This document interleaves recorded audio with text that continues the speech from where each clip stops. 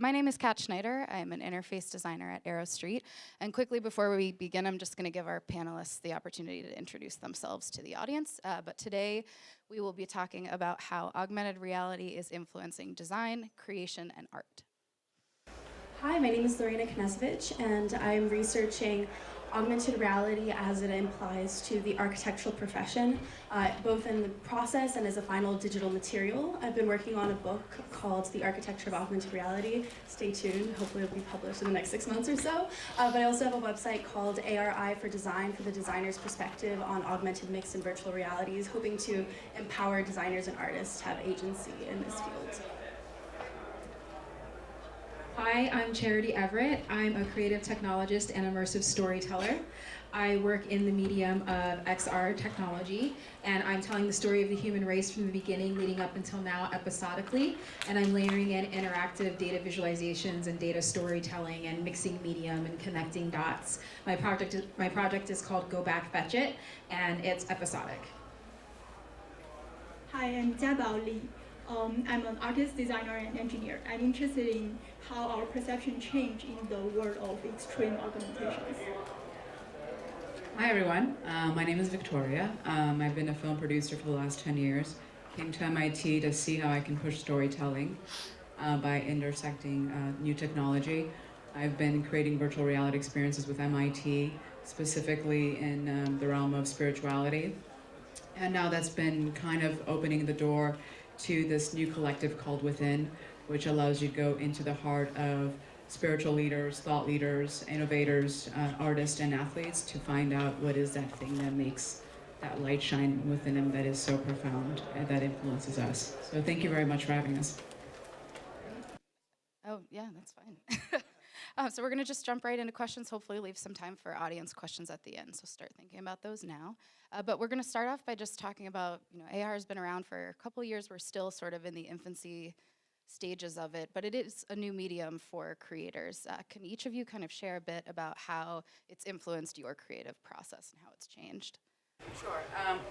So kind of the way I think of it first is like there's a fundamental question, right, that we all have to ask is, why are you trying to use that brush, right?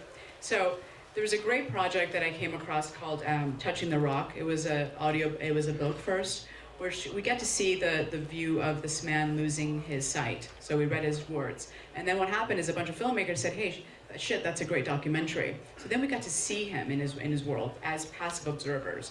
So then VR guys came along and said, oh my God, I think it'd be really great to embody him and kind of see what it feels like to lose your sight. So with AR now, it's thinking about it, what can we do here to create this narrative arc that takes us through our phone to connect to that person different in our space. So first question, think about why you're using the medium and be authentic with it. And then the rest will follow with your story. I kind of feel art is the process of curation. The world is constantly recording itself. There are a lot of information around us. But we have photography that can freeze this interesting moment to curate time. We have cinemas and movies that can use this unique language montage to cut and reorganize time. So I wonder what is this new unique language of AR. One may be the engagement of the body, and it sort of become a performance art. And also I wonder how can we create content that can go beyond the headset commercials that they will advocate. I think the most exciting thing to me about augmented reality is the fact that any surface that the world that you live on can actually become a medium through which to express a story. And so in that sense that we can actually live inside of it. Instead of it being something that is happening on the other end of a screen or happening inside of a book, we can embody the story, we can embody the art can actually become a part of us and enhance us. And in that sense, any image that is normally frozen actually has the added dimension of time as well.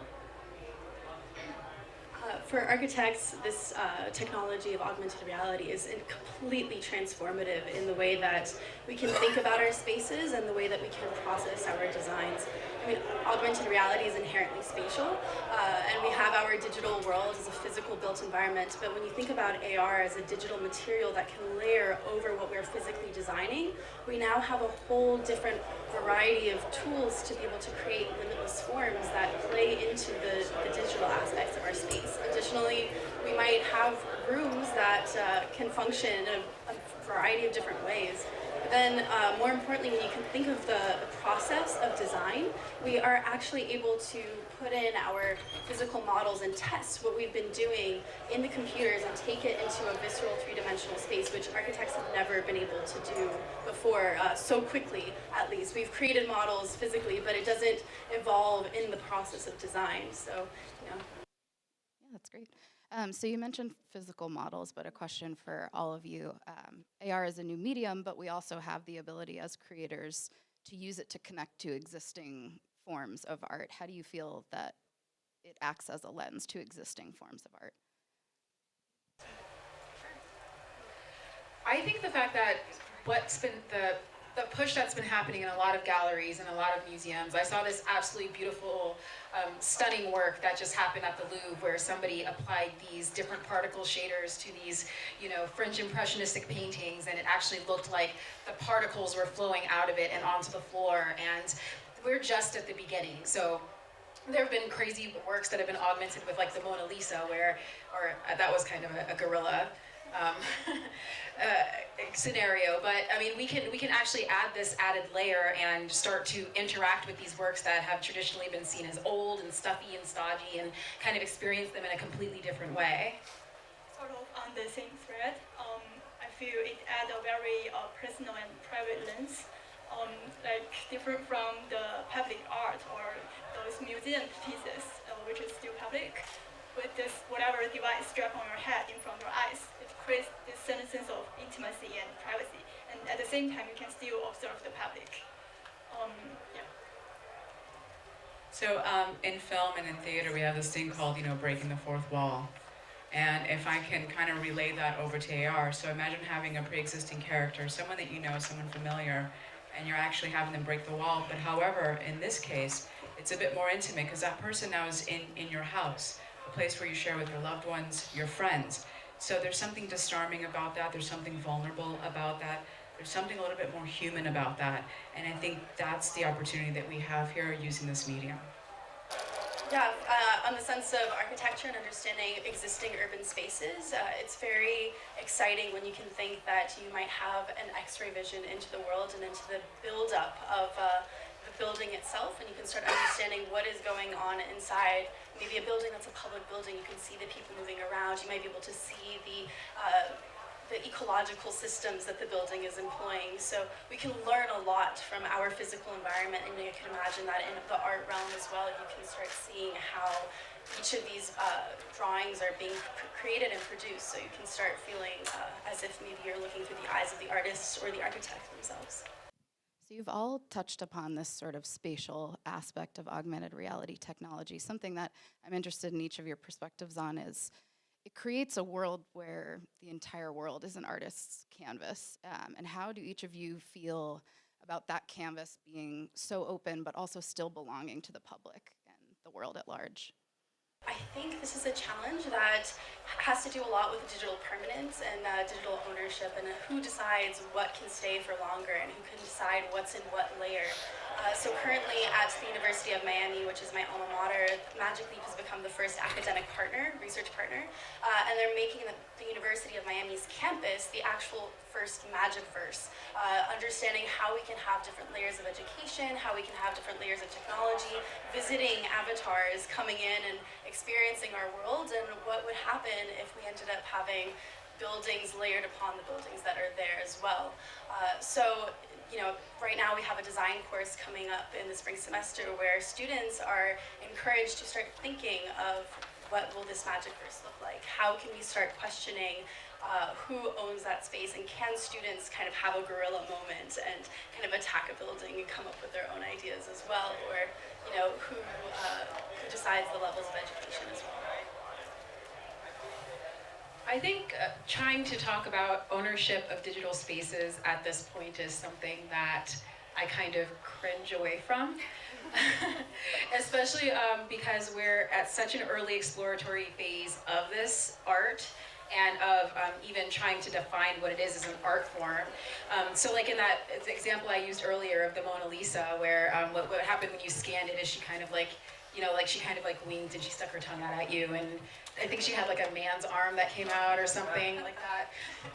And sure, I mean, obviously that's not what Leonardo da Vinci had in mind when he painted it, but I mean, that would bring a lot of joy to a lot of people. That would bring a lot of people, well, a lot of people show up to see the Mona Lisa anyway, but is it necessarily a defacing of the art because you're adding an extra layer onto it or adding in some form of commentary?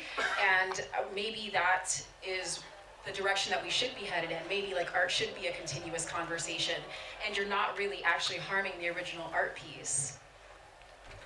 I'm also quite speculative in this thread. So in the age of extreme augmentations, what we see in the physical space may be totally different. Which already happen now. It's like when we are trying to explain something to somebody and they can't understand us or have totally different views, and we are questioning, are we really looking at the same thing? Are we in the same kind of reality?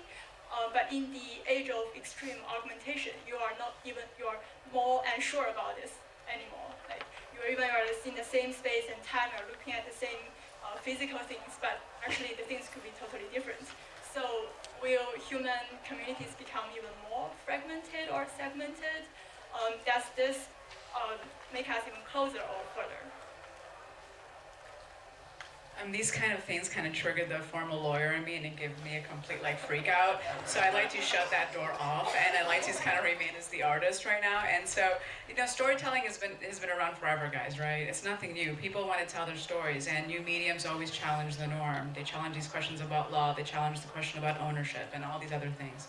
But quite frankly, for me, I prefer not to grapple with that at the moment. I prefer to kind of marvel in the medium, allow myself to kind of express myself and kind of see the endless possibilities before me and kind of marvel at that before I have to worry about the other stuff later. I think that's a fair point, and I'm glad we have your lawyer perspective on the panel as well. One more quick question for our panelists, and then we'll open it up to the group.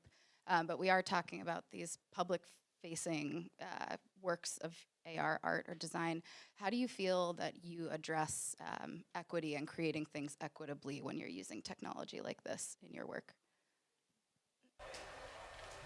On the side of the creators or of the people who are experiencing it? Either one. I think it all comes down to exposure. I find, specifically with my work, I'm able to connect with a specific subsection of people who normally wouldn't consider themselves creative technologists. And I think that them seeing a person specifically like me, a person of color, a woman, who's actually using technology to create stories that aren't traditionally shown in media, that in and of itself is a huge inspiration to a lot of people.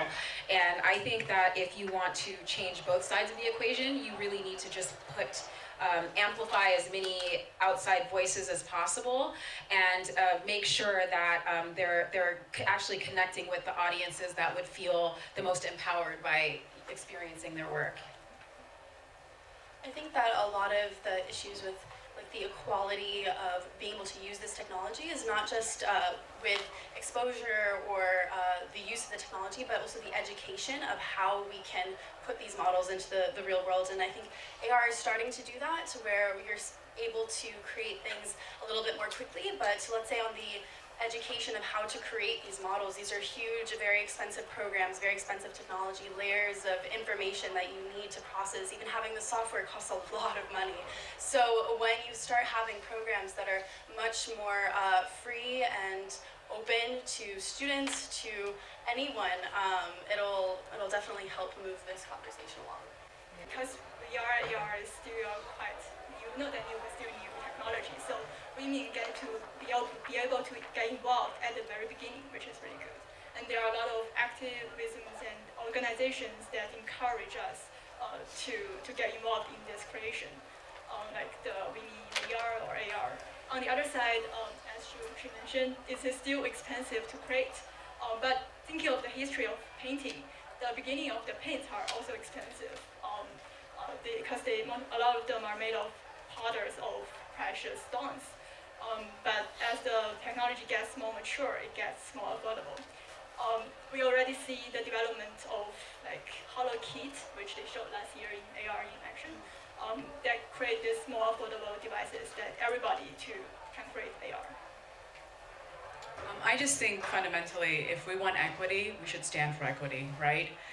If you're going to wait for your congressman to understand technology, they don't even understand normal technology now. Forget about forward-thinking technology, right?